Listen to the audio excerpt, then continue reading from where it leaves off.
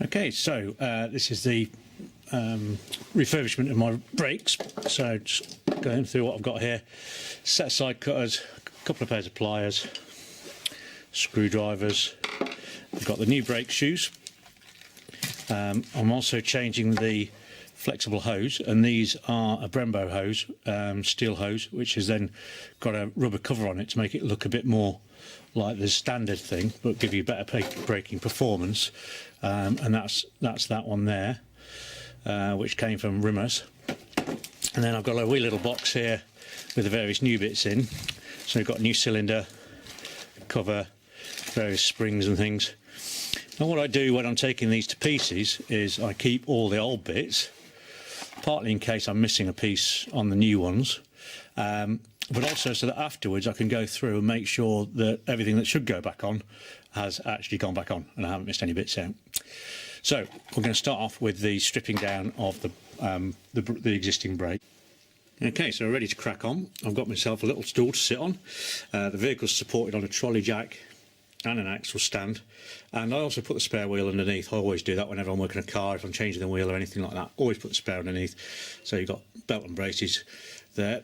You'll see that I've already taken the spring off this side. That was because I was trying to reference something when I was doing the other side, and as I've already mentioned, I would recommend to anybody that you do one side at a time so that you have a reference point when you're reassembling. You can go back to the side that you haven't touched and make sure that everything's attached properly. So the first thing we're going to do, hopefully the lighting's okay, is take out these spring clips here, okay, so that then we can pop the shoes off. Okay, so we just push that in, push the spring in, grip hold of the little tabia piece and twist it, and that will pop off. And if I show you that, you will see that's the tab just there, and you can see that it's shaped so that the pin from the back, you just turn it through 90 degrees and then it holds that in place. So you just have to push it off the spring to be able to release that. And we'll do the other side back in a moment. Okay, so I just switched off there just whilst I was relocating that shoe because it's not very interesting to look at. I needed to relocate that so I could get that pin back in. There we go, that's that one off. Now you'll notice that the spring is already off, so that went through the hole there. That's already been taken off, and we're going to be fitting new springs, so that goes in the box of goodies. And there's a spring on the bottom as well, which we now need to take off, and I'll show you where the clip is for that. Okay, so you should be able to see the clip just here for the spring itself, and these are a pain in the backside to get off. So what we're going to try and do is release some of the tension on the spring by pulling the shoes out, and then hopefully we can get hold of that spring and ping him off like that. There we go. Okay, so that's the lower spring, which from my experience on the other side is a bit of a pain in the butt to get back on again. They don't look too bad, these springs, but we're going to replace them anyway because they've been on there for a while. The shoes, plenty of life left in them, but because they've been on there a long time without being used, we're going to replace them. They're not expensive, so we might as well. You can see here the pins that go through the back, which attach those retaining springs. Again, we're going to take those out and we're going to replace those. You can see there that goes through the little slot on the washer and is then turned through 90 degrees and locks onto that washer. So that comes off. Okay, right. So we want to replace the wheel cylinder because they've been on there for a long time. You can just get refurbishing kits for them, but I've decided that I want to actually replace the whole cylinder. Again, not expensive, they're only about a tenner. Now, in order to be able to do that, we need to release the handbrake cable, which we will see is there. Okay, because that comes through, that's the other side of it there, and that holds that cylinder in place. So there's a spring there that we will need to release, and then you need to take this pin out of here. There's a split pin underneath that will need to come undone, and then we can drop that out of there. So that's going to be the next job. Okay, so get the old pliers out again.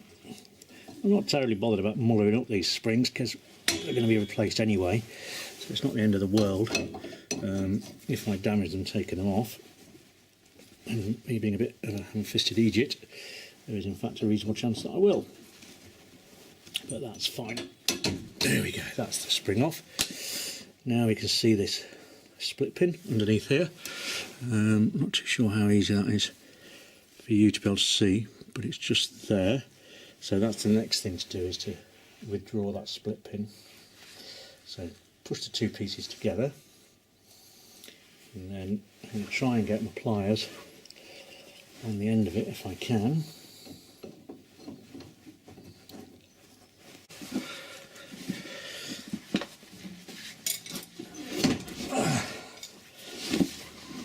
Oh, you bastard.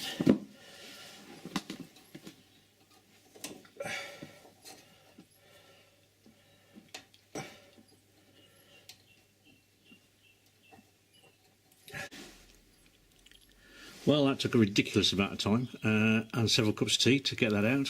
Finally got it out. As you can see, the pin is actually sheared off. You can get these pins replacements. The split pin there is sheared off, so I'll try and drift that out on the bench to reuse the actual pin, but if not, then I can always get a fresh one to replace that with. So that goes in the spares box. Okay. Now, so what we've got now that we need to take off is to undo on the back of here are two retaining clips which hold this piston in place. So what we're going to need to do is take off the flexible hose in order to help release this here, and then we can take off the backing cover and get access to those clips. So that's going to be the next job, is find a spanner to fit that and whip that off. So we'll do that next. Now, in order to get this off, you can just undo it at this point here, but you'll twist up the flexible hose. It doesn't really bother me that much because it's coming off anyway. But if it's coming off anyway, you may as well undo it at this end where it attaches to the rigid brake lines, and that will then allow you to spin the pipe as you undo that one, because this is fixed in by a double locking nut, and so you can take that off without twisting the actual hose itself. So that's going to be my next job, is to take that off. Okay, so you can see that nut on the back there. That's the locking nut. It's a 9/16 spanner, as is the one that holds the actual flexible hose on the other side. Now they're pretty seized up, so I'm going to stick some releasing fluid on those, give them a few minutes, and then see if I can get them off. Okay, so I've given a dose of this stuff, shock and unlock, which seems to work pretty well. Whilst that's festering away gently, I'm going to take off this one here, which it's not ideal because you can see it's going to twist up the hose, but I want to get on and get this job done, so twist him off. It's going to make a mess of the pipe, but that's not in itself too much of a drama. I'd rather not, because it's putting a bit of strain on that joint, but it is supported well with a bracket, so I don't think it's going to do any damage to the rigid hoses. So that's to come off next. So as you can see, that is now off. Now what I should have mentioned was that before I started doing this, I'd put a piece of plastic bag over the brake master cylinder underneath the lid, screw the lid on top of it, and that stops the brake fluid from pissing out of the end and going everywhere. That's interesting. So when I did the other side, the pipes came with a crushable washer, and I couldn't work out where those were supposed to go because there wasn't one on there when I took it off. But in the end I decided it probably went on this pipe, this bit of the pipe here, and sure enough on this one we have got a crushable washer. As you can see, doing it that way has comprehensively mullered that pipe, but as we're putting new ones on, not too fussed about that. Okay. Okay, so now I've loosened these off, so hopefully now you can see, oh, well you will be able to if I can just drop my torch, that, I'll just have to show you this. So we're starting to undo, we've undone the lock nut behind here, okay. This we can now undo, again with a 9/16 because it spins independently of the rigid brake pipe. So you're not twisting the brake pipe by undoing this. We undo that, that will free this end off, and then we have to try and get this one off, which is proving to be a little bit stubborn at the minute. Where are we? That one there. In order to be able to release the flexible brake hose. So that's going to be the next kind of scheme of manoeuvre, is to get those bits off. Right, finally got the pipe off, one mullered pipe. So that goes through and attaches to the brake hose, the rigid brake lines, which you can see where the nozzle is there that the brake fluid comes out of. That butts up against the bracket, that piece there, and this then screws onto the other side of the bracket. And that was a bit of a bugger to get off. So I had to have a set of mole grips on this side to hold it, whilst I unscrewed the whole length of that with the trusty 9/16 spanner. So a bit of a bugger to get off, but a set of mole grips saved the day. Okay, so what we've done now, we've moved the backing pad out of the way. Again, that's going to be replaced. So we can now see the back of the cylinder. And on the very back here, this is going to be a little bit tricky to see. There are two tab washers which hold that cylinder in place, the brake cylinder. So those have got to come off now. Now my experience on the other side was that those get comprehensively mullered when you take them off. Not really a problem because I've got two new ones. So they're ordered as part of the package. So what we're going to do first of all is hang the torch up.